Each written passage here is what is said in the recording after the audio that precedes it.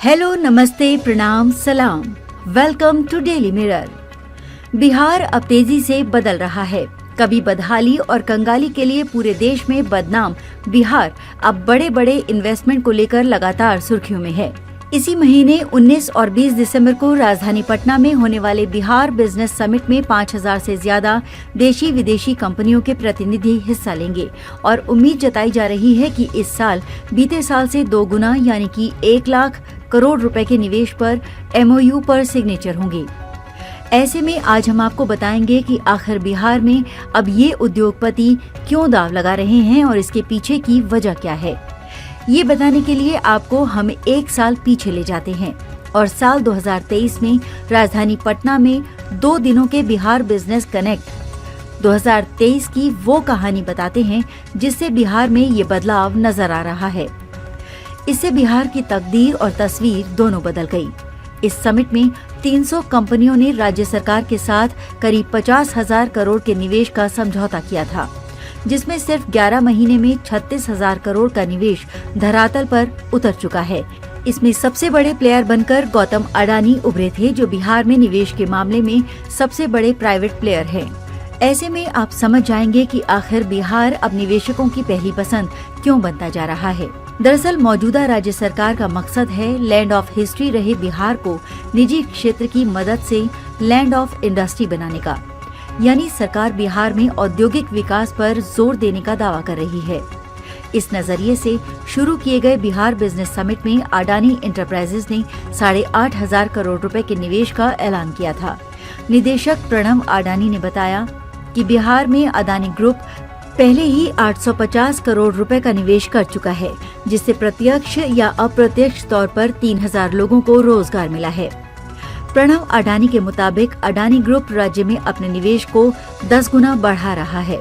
इससे करीब 10,000 लोगों को रोजगार मिलेगा और इसके लिए काम भी शुरू हो चुका है। इसमें कृषि, अडानी विल्मर, सीमेंट उत्पादन और स्मार्ट मीटर लगाने की योजना शामिल है। अडानी ग्रुप ने राज्य में 2,500 करोड़ के निवेश से अगले 1 साल में 10 मैट्रिक टन सीमेंट उत्पादन का लक्ष्य रखा है।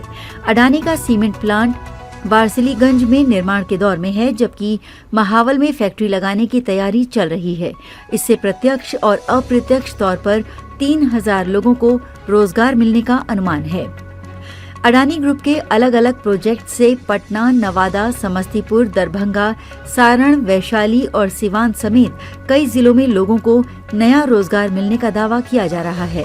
बिहार की आर्थिक नीतियों पर नजर रखने वाले विश्लेषकों का कहना है कि कोई कंपनी घाटे का कारोबार करने कहीं नहीं जाती है और लोगों को बिहार पर भरोसा है, इसलिए वो आए हैं।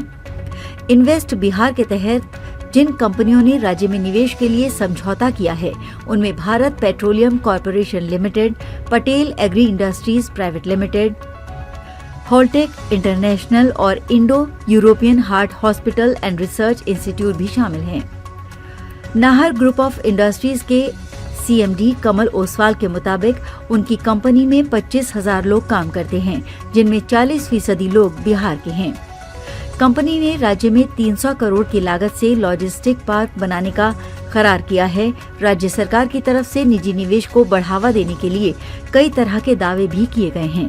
दरअसल गंगा के मैदानी इलाके में बसे इस राज्य में बहुत बड़ी आबादी बसती है। राज्य में गरीबी और बेरोजगारी एक बड़ी समस्या है। स्थानीय स्तर पर रोजगार के कम मौके होने की वजह से बड़ी तादाद में बिहार के कामगार और मजदूर देश के कई राज्यों में काम की तलाश में जाते हैं। करीब 13 करोड़ की आबादी वाले बिहार राज्य के पास सबसे बड़ा संसाधन उसके लोग हैं। राज्य सरकार के आंकड़ों के मुताबिक यहाँ की 53% आबादी 35 साल से कम उम्र की है। बिहार में उद्योगों के लिए कच्चा माल, बुनियादी ढांचा, कामगार और सरकारी सहायता सब कुछ मौजूद है। पड़ोसी राज्यों और नेपाल, बांग्लादेश और भूटान जैसे पड़ोसी देशों को मिला दें तो बिहार और इसके आसपास करीब 40 करोड़ की आबादी बसती है, जो औद्योगिक उत्पादन के लिए एक बड़ा बाजार मुहैया कराती है। उदाहरण के तौर पर राज्य सरकार बिहार में 99% दवाएं दूसरे राज्यों से मंगाती है। राज्य में सालाना करीब 2500 करोड़ रुपए की दवाओं की खपत है, यानी यहाँ दवा उद्योग की भी बड़ी संभावना है। बिहार में भागलपुर और इसके आसपास का इलाका देश में सिल्क फैब्रिक के उत्पादन के लिए जाना जाता है। जूट के उत्पादन में भी बिहार काफी आगे है, जबकि दरभंगा का मखाना, मुजफ्फरपुर की शाही लीची और भागलपुर का जर्दालू आम भी काफी मशहूर है और इन्हें जीआई टैग भी मिला हुआ है। सरकार का कहना है कि राज्य में 3000 करोड़ का लैंड बैंक मौजूद है और यहाँ 75 औद्योगिक क्षेत्र हैं।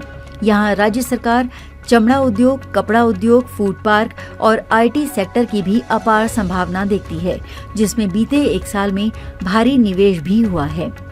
यही कारण है कि अभी हाल ही में 14 फूड प्रोसेसिंग कंपनियों ने बिहार में 4000 करोड़ रुपए के निवेश पर हामी भरी है, जिसमें पार्ले एग्रो समेत कई बड़ी कंपनियों के नाम शामिल हैं।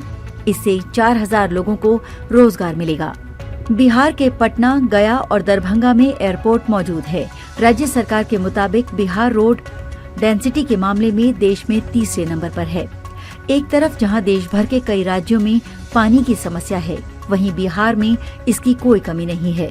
बिहार में सस्ते कामगार भी मौजूद हैं, यानी किसी भी उद्योग को जो कुछ चाहिए वो सब बिहार में मौजूद है। फिर भी यहाँ उद्योगों का विकास धीमा है।